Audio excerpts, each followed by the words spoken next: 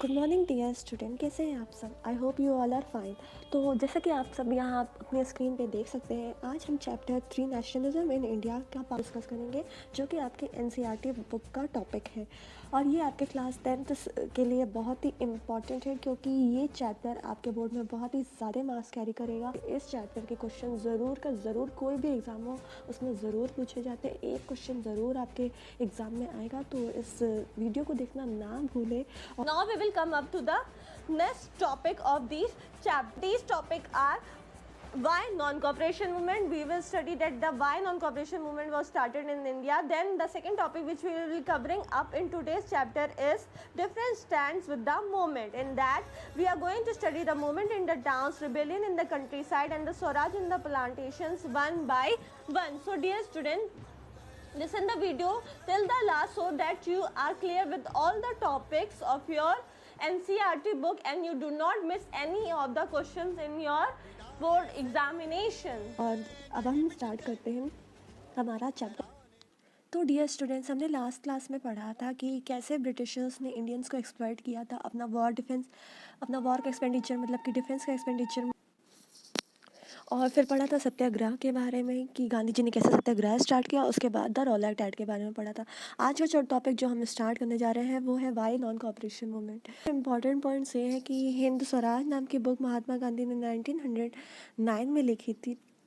ठीक है, अगर किसी एग्ज़ाम में आपसे पूछता है कि हिंद स्वराज बुक के राइटर कौन थे, तो वो थे महात्मा गांधी।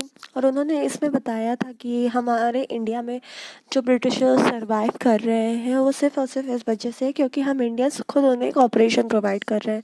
अगर हम अपना कॉपरेशन बंद कर दें और चीज़ों का बॉयकॉट करना शुरू कर दें। बॉयकॉट मतलब क्या होता है? बॉयकॉट मतलब एक फॉर्म होता है यूजुअली प्रोटेस्ट का, जिसमें लोग जो है वो किसी पर्टिकुलर कम्युनिटी या नेशन की चीज़ों को यूज़ करना बंद कर देते हैं और फोकस करते हैं कि वो अपनी चीज़ों को यूज़ करेंगे। ठीक है, तो गांधी जी ने कहा था कि बॉयकॉट करेंगे अगर हम ऑफिसर्स का और फॉरेन गुड्स का, तभी ये ब्रिटिशर्स को हम अपने इंडिया से भगा पाएंगे। फाइनली जो है ये सारी चीज़ों के बारे में डिस्कशन चल ही रहा था, तभी ब्रिटिशर्स ने एक नई घोषणा कर दी। उन्होंने कहा कि नवंबर 1920 में वो इलेक्शंस करवाने जा रहे हैं, जिसे कि उस वक्त काउंसिल इलेक्शंस बोला जाता था। और उन्होंने ये डिक्लेयर कर दिया कि इस इलेक्शन में इंडियंस भी पार्टिसिपेट कर सकते हैं। तो जब ये डिक्लेरेशन हुआ तो कांग्रेस में एक टसल मतलब कि एक डिस्प्यूट हो गया, एक तनाव पैदा हो गया कि कुछ लोग उसमें से कह रहे थे कि हमें इलेक्शन में पार्टिसिपेट करना चाहिए और दूसरा कम्युनिटी कह रहा था कि हमें इलेक्शन में पार्टिसिपेट नहीं करना चाहिए। फाइनली जो है इन चीज़ों के बारे में डिस्कशन चल ही रहा था, तभी कांग्रेस सेशन जो कि नागपुर में 1920 में हुआ था, उसमें ये डिसाइड किया गया कि अभी के लिए हम इस बात को छोड़ देते हैं। अभी हम नॉन कॉपरेशन मूवमेंट पे ध्यान देते हैं जो गांधी जी चलाना चाह रहे हैं, और इलेक्शन के बारे में हम बाद में देखेंगे। ठीक है, तो फिर अब जो है यहाँ से ये फाइनली जो है नॉन कॉपरेशन मूवमेंट खिलाफत मूवमेंट के साथ स्टार्ट हो गया। कब? जनवरी 1921 में। अगेन आपसे कह रही हूँ ये डेट्स बहुत ही ज़्यादा इंपॉर्टेंट है। ये आपका कोई भी एग्ज़ाम हो, बोर्ड हो या वनडे एग्ज़ाम हो, उसमें ये डेट्स बहुत ज़रूर पूछे जाते हैं। तो आप इन डेट्स को एक रफ पेपर पे लिखे रहिए और जब भी आपको टाइम मिले रिवाइज करते रहिए। ठीक है, तो जब मूवमेंट स्टार्ट हो गया तो फिर हम देखते हैं कि इंडियन पीपल जो डिफरेंट कम्युनिटीज़ को बिलोंग करते थे, उनका क्या नज़रिया था इस नॉन कॉपरेशन मूवमेंट के लिए। तो सबसे पहले हम देखते हैं कि मूवमेंट इन मतलब कि शहरों में जो लोग रहते थे उनका क्या नज़रिया था नॉन कॉपरेशन मूवमेंट के लिए। ठीक है, तो शहरों में जो लोग रहते थे उन्होंने तो ठीक है बॉयकॉट करना शुरू कर दिया। बस एक ही पार्टी जो थी जिसका नाम था जस्टिस पार्टी, और ये कहाँ पे थी? मद्रास, जो कि प्रेजेंट डे चेन्नई में है। उसने मना कर दिया कि वो बॉयकॉट नहीं करेगी काउंसिल इलेक्शन को, बल्कि वो नॉन कॉपरेशन मूवमेंट में पार्टिसिपेट नहीं करेगी। और क्यों? क्योंकि ये पार्टी नॉन ब्राह्मण्स की थी, मतलब कि लोअर सेक्शन ऑफ सोसाइटी की, और उन्हें लगता था हमेशा से कि उस तरीके से उन्हें थोड़ा पावर मिल जाएगा। तो सारे लोगों ने काम पे जाना बंद कर दिया, बच्चों ने स्कूल जाना बंद कर दिया, टीचर्स ने ब्रिटिशर्स के स्कूल में पढ़ाना बंद कर दिया जो कि इंडिया में फॉर्म हो चुके थे। तो इस तरीके से गुड्स का भी बॉयकॉट कर दिया गया। लिक्कर वगैरह जो शॉप्स होती थी उसे पिकेट कर दिया गया, मतलब कि उस घेराबंदी कर दी गई, उसे बंद कर दिया गया। और जो फॉरेन क्लोथ थे उसे एक बड़ा बड़ा बॉनफायर जला के, मतलब कि आग जला के उस पे झोंक दिया जाता था। तो इससे जो है फॉरेन इंपोर्ट जो है वो बहुत ही ज़्यादा इफ़ेक्ट हुआ, और हमारे खुद के इंडियन का खादी और हैंडलूम प्रोडक्शन जो है वो बढ़ गया, बूस्ट हुआ। ठीक है, और अब से जो है जो खादी जो था वो हर किसी जन जन का वो कपड़ा बन गया। उसके बाद जो है बट ये चीज़ें ज़्यादा दिनों तक नहीं चल पाई, क्योंकि इंडिया में स्कूल कॉलेजेस और ऑफिसेज की डेवलपमेंट उतनी अच्छी रेट पे नहीं हो पा रहे थे जिस रेट पे ब्रिटिशर्स के स्कूल वगैरह और कॉलेजेस ऑफिसेज वगैरह खुले हुए थे। ठीक है, तो दूसरा हम देखते हैं रिबेलियन इन कंट्री साइड, मतलब कि बगावत कैसे हुई गाँव वगैरह एरिया में।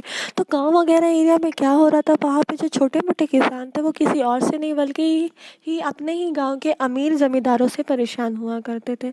तो उन्होंने सोचा कि हम कैसे अमीर अपने ज़मींदारों से छुटकारा पाएँ, उनसे मतलब अपने प्रॉपर काम करने का वेजेस ले पाएँ, इन सब के लिए उन्होंने प्रोटेस्ट करना स्टार्ट किया। और ये प्रोटेस्ट किसके अंदर स्टार्ट किया, अवध के किसानों ने ये प्रोटेस्ट जो है बाबा रामचंद्र के गाइडेंस के अंदर स्टार्ट किया। उसमें उन्होंने जो है नॉन कॉपरेशन मूवमेंट के तहत अपने ही गांव के अमीर ज़मींदारों के घरों में काम करने जाने से मना कर दिया। और तब जो है ये अमीर ज़मींदारों को लगा कि हाँ, उन्हें बहुत ही ज़रूरत है लोकल पीसेंट और किसानों की, ताकि वो अपने कामों को आसानी से चला सके। फाइनली ये सब के तहत जो है जवाहरलाल नेहरू के कॉपरेशन के अंतर्गत जून 1920 में ओध किसान सभा नाम का एक एसोसिएशन फॉर्म हुआ इन किसानों का, और धीरे धीरे 300 ब्रांचेस जो है ओध किसान सभा की पूरे इंडिया में फैल गई। नहीं, जो हमारा टॉपिक है वो गोदम हिल्स ऑफ आंध्र प्रदेश से रिलेटेड है, मतलब कि जो वहाँ पे गोदम हिल्स है आंध्र प्रदेश के, वहाँ के आसपास में जो जनजातियाँ रहती थी वो फॉरेस्ट और जंगलों में पूरी तरीके से डिपेंडेंट हुआ करती थी। पर जब ब्रिटिशर्स आए उन्होंने फॉरेस्ट और जंगलों के सामने घेराबंदी करवा ली कि मतलब अब कोई भी हमारे परमिशन के बिना वहाँ पे नहीं जा सकता। तो इस वजह से उनकी जीवनी उनसे छिन गई, जो पुअर ट्राइबल पीपल थे, जनजातियाँ थी, उनकी जीवनी उनसे छिन गई। और उन्होंने किसकी तरफ देखा, फिर एक पर्सन की तरफ देखा जिसका नाम था अलूरी सीताराम राजू। इन्होंने अपना लीडरशिप प्रोवाइड किया और फाइनली गुरिल्ला वॉरफेयर के तरीके से ये लोग ब्रिटिशर्स से लड़ा करते थे। उसके बाद जो नेक्स्ट टॉपिक है वो है स्वराज इन द प्लांटेशन, मतलब कि ये जो प्लांटेशन वगैरह होते हैं जैसे कि चाय के बागान, टोबैको के बागान, कॉफ़ी के बागान, इन सारी जगहों पे ब्रिटिशर्स ने इनलैंड इमिग्रेशन एक्ट ऑफ 1859 लगा रखा था, और जिसके तहत जो है कोई भी वर्कर बिना किसी परमिशन के, अपने ओनर के परमिशन के बगैर प्लांटेशन से बाहर भी, बागानों से बाहर भी नहीं जा सकता था। तो इन्होंने स्वराज का नारा लगाते हुए एक दिन उन्होंने प्लांटेशन छोड़ के ये लोग भाग गए। पर अफसोस की बात ये थी कि ये अपने घरों को नहीं पहुंच पाए, क्योंकि उस वक्त ऑलरेडी रेलवे और बाकी रोडवेज़ वगैरह की स्ट्राइक चल रही थी। पर ये सब कुछ जो हुआ उसमें एक स्वतंत्र भारत का नारा लगाया गया, जिसके वजह से गांधी जी को यकीन हो गया कि अब लोग जो है वो अपनी छोटी छोटी प्रॉब्लम को भूल के भारत के एक मास एगिटेशन मूवमेंट में, मास प्रोटेस्ट मूवमेंट में खुद को ज्वाइन कर रहे हैं। पर ये गांधी जी का सपना ज़्यादा दिन तक नहीं चल पाया, क्योंकि 1922 में चौरी चौरा कांड के बाद गांधी जी को लगा कि ये जो क्लैश हो गया है इंडियंस और ब्रिटिश ऑफिसर्स के बीच में,